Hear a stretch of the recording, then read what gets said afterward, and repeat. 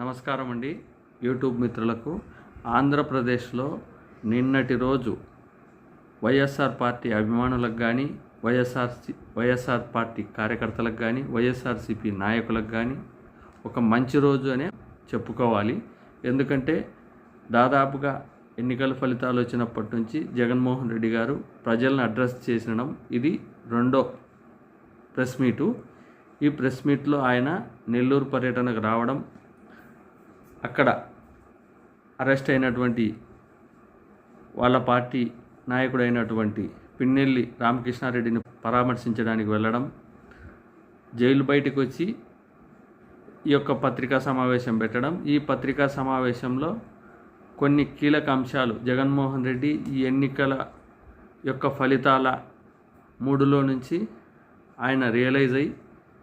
ఇంకా ఇక్కడ జరగబోయే దాడుల గురించి వీటన్నిటినీ ప్రస్తావన చేయాలని ఒక ముఖ్య ఉద్దేశంతో ప్రజలలో ప్రతిపక్ష పాత్ర పోషించాల్సిన సమయం ఆసన్నమైందని దృఢంగా నిశ్చయించుకొని గట్టిగా మాట్లాడిన మాటల మాదిరి ప్రజలకు అర్థమవుతుంది. ఎందుకంటే మామూలుగా మనం కానీ ఎవరైనా కానీ ఏదన్నా ఒక బిజినెస్లో మనకు నష్టం వచ్చినా మనం దాదాపుగా ఆ బిజినెస్లో కోలుకోవాలంటే కొన్ని సంవత్సరాలు టైం పడుతుంది. అదేవిధంగా వై నాట్ 175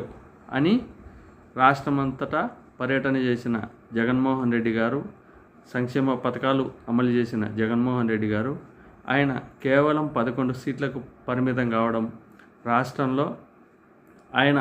చాలా కుంగిపోవడం, తర్వాత ఆయన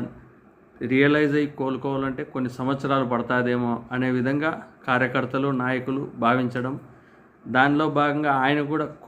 కొంతమంది నాయకుల సమావేశంలో ఈ ఎన్నికల ఓటమి నుంచి నేను కోలుకోలేకపోతున్నాను, నేను హిమాలయ పర్వతాలు పోవాలనుకున్నాను, కేవలం నా మీద దయ ఉంచి నా కోసం నన్ను నమ్మి రాష్ట్రంలో 40% ఓటింగ్ వేసి నా కోసం నిలబడిన ప్రజల కోసం జవాబుదారీగా నేను నిలబడాలనుకున్నాను అనే ఒక ముఖ్య ఉద్దేశంతోనే నిన్న నిర్ణయం తీసుకొని ఆయన ప్రజాక్షేత్రంలోకి అతి తొందరగా నెల తిరగకముందే, ఎలక్షన్ల ఫలితాలు వచ్చి నెల తిరగకముందే ఆయన యాక్టివ్ పాలిటిక్స్లోకి వచ్చిన విధంగా మనకు కనబడుతుంది. దీనికి వైఎస్ఆర్సీపీ కార్యకర్తలు కానీ నాయకులు కానీ తెలుగుదేశం వాళ్ళకు జనసేన వాళ్ళకు చేతులెత్తి దండం పెట్టాల్సిందే. ఎందుకంటే వాళ్ళు జగన్మోహన్ రెడ్డికి ఒక గాయం జరిగితే ఆ గాయం మీద పదే పదే పొడిసి జగన్మోహన్ రెడ్డికి తన ఆత్మరక్షణ చేసుకోవాలనే ఒక లోపల మనోభావం బయటకు వచ్చే విధంగా వాళ్ళే పొడిసి న్యూస్లలో కానీ వార్తలు ప్రచురిస్తూ ఇవన్నీ చేయడం వల్ల ఆయనకు తనంతట తానే నేను ఆత్మరక్షణ చేసుకోవాలి, ఆస్తుల రక్షణ చేసుకోవాలి, రాష్ట్ర ప్రజల రక్షణ చేసుకోవాలి, నా కర్తవ్యం వేరే ఉంది, జయాపజయాలు ముఖ్యం కాదు, ప్రజాక్షేత్రంలో ఎండగట్టాల్సినవి ప్రతిపక్ష పాత్ర పోషించాల్సింది ముందర ఉంది, నా వెనక 100లో 40 మంది నా ఎంట నిలబడినారు, ఆ ప్రజలకు నేను జవాబుదారీగా ఉండాలా అనే ఒక ముఖ్య ఉద్దేశం నుంచి ఆయన తొందరగా ఈ యొక్క ప్రతిపక్ష పాత్ర ప్రజలలో పోషించడానికి సిద్ధమైనాడు అనే సంకేతాలు మనకు ఖచ్చితంగా ఆయన మాటలలో మనకు కనపడినాయి. తర్వాత మీకు ఒక చిన్న విన్నపము, ఎందుకంటే ఈవీఎంల వల్ల మేము ఓడిపోయినాము, ఈవీఎంల వల్లే మాకు ప్రాబ్లం జరిగింది, ఈవీఎంలు ట్యాంపరింగ్ చేసినారు, ఇవన్నీ మనం పక్కకు పెడితే దానికి ఆధారాలు లేవు, మనం ఏం చేసుకోలేము, చెప్పలేము ఇప్పుడుండే పరిస్థితి. తర్వాత ప్రజలు కూటమి ప్రభుత్వం ఇచ్చిన ఎక్కువ హామీలకు అటు సైడ్ మొగ్గినారు. ఈ యొక్క